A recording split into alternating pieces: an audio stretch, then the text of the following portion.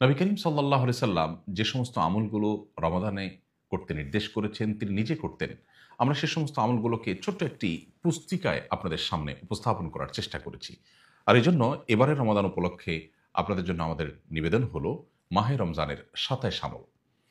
এ বইটিতে খুবই সংক্ষিপ্ত আকারে প্রতিটি আমলকে ১-২ পৃষ্ঠার মধ্যে কোরআন এবং সুন্নাহর আলোকে আমরা তুলে ধরার চেষ্টা করেছি। বইটির কলেবর না বাড়িয়ে একটু সংক্ষিপ্ত আকারে আপনাদের সামনে উপস্থাপনের চেষ্টা করেছি আমরা, যেন রমাদানের আমলগুলোকে এক নিমিষেই জেনে নেওয়া যায়।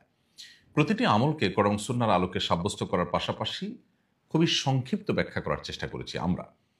রমজান উপলক্ষে বাসাবাড়িতে, মসজিদ মাদ্রাসায় কিংবা কর্মস্থলে নিজ নিজ পরিবেশে আমরা একেক দিন একেকটি আমলকে যদি তালিম করি, নিজেদের মধ্যে পাঠ পর্যালোচনা করি, তাহলে আমাদের রমাদান অনেক বেশি সার্থক হতে পারে ইনশাআল্লাহ তাআলা।